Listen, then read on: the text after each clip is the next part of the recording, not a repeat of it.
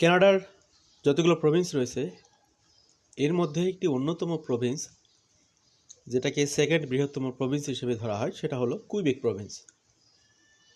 Quebec Province একটি স্বতন্ত্র Province. কোন দিক থেকে? কানাডার সেন্ট্রাল গভর্নমেন্ট বা ফেডারেল গভর্নমেন্টের সাথে তাদের একটা বিশেষ এগ্রিমেন্ট আছে। এই এগ্রিমেন্টের কারণে এই প্রভিন্সটি তাদের ইমিগ্রেশন সংক্রান্ত সিদ্ধান্তগুলো নিজেদের মতো করে নিতে পারে।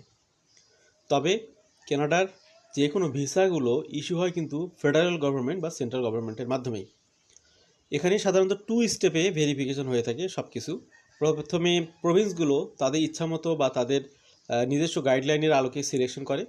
তো সেই সিলেকশনের কমপ্লায়েন্স মেনটেন করে পরবর্তী সময়ে ফেডারেল গভর্নমেন্ট বা সেন্ট্রাল গভর্নমেন্ট ভিসা ইস্যু করে। সেটা হতে পারে ওয়ার্ক পারমিট, হতে পারে স্টাডি পারমিট, হতে পারে পার্মানেন্ট রেসিডেন্সি।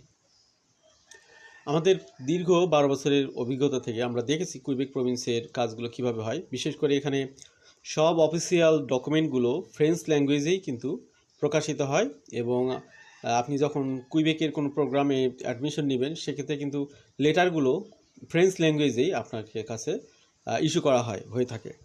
তো আজকে আমরা মূলত আপনাদের সাথে কথা বলবো এই প্রভিন্সে সাম্প্রতিক সময় একটা বিগ ড্র হয়েছে। সেই বিগ ড্রতে একটা অনেক বড় সংখ্যক ব্যক্তিরা এখানে ইনভাইটেশন পেয়েছেন।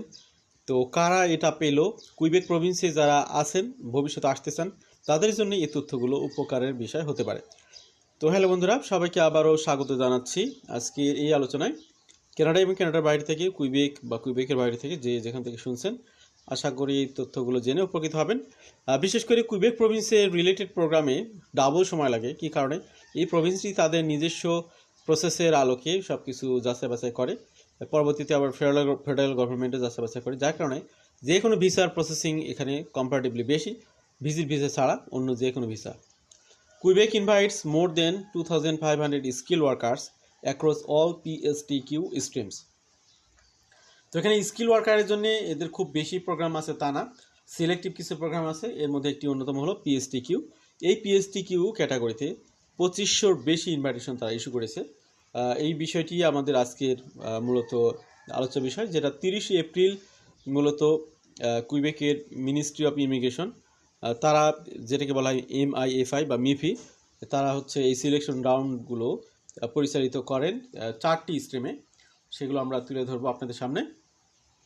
এখানে আমরা দেখতে পাচ্ছি টোটাল 2555 ইনভাইটেশন তারা এখানে দিয়েছে ফরেন ওয়ার্কার হিসেবে, যারা এখানে high qualified, specialized skill, intermediate এবং manual skill, regulated profession, exceptional talent stream, এই 4টি ক্যাটাগরির মধ্যে যারা আছে তাদেরকে মূলত এই সুযোগগুলো দেওয়া হয়েছে।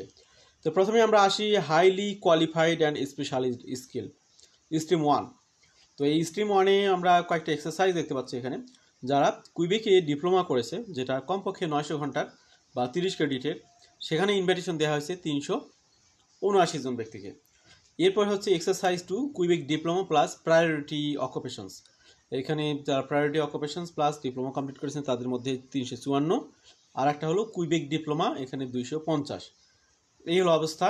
এবার আমরা আসি certain criteria varied across each exercise.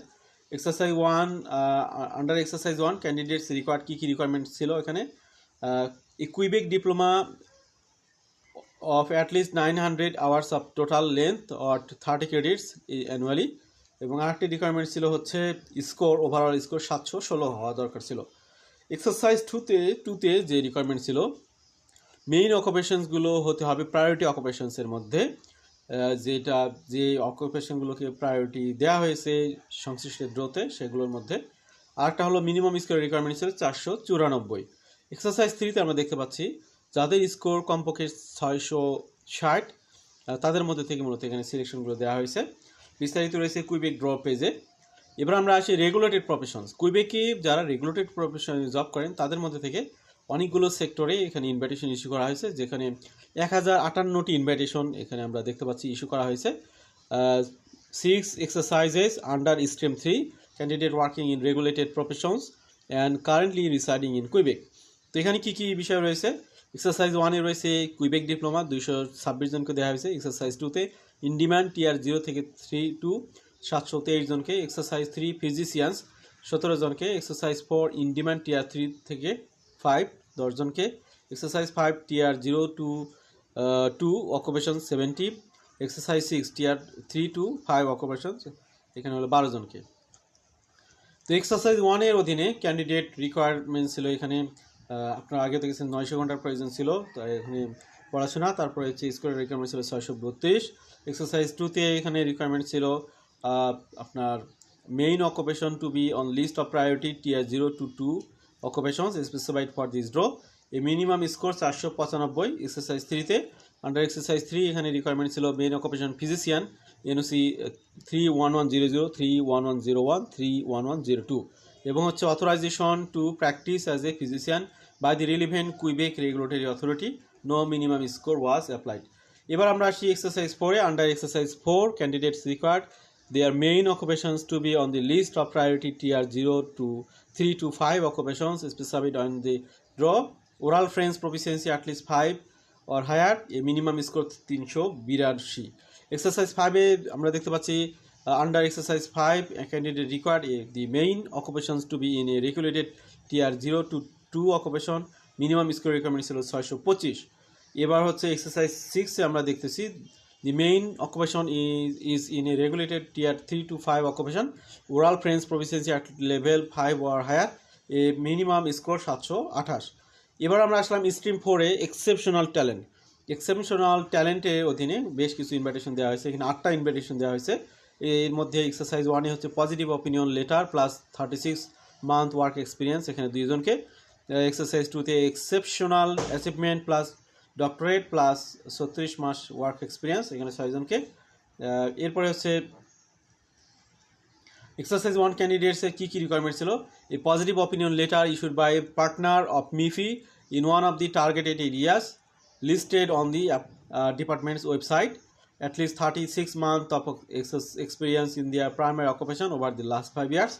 এরপরে হচ্ছে এক্সারসাইজ 2-তে ক্যান্ডিডেটের কী কী রিকোয়ারমেন্ট ছিল, a document demonstrating and accomplishment indicated in MIFI list of exceptional achievements, a level of education equivalent to a doctorate in Quebec, at least 36 months of work experience in their primary occupation over the last 5 years।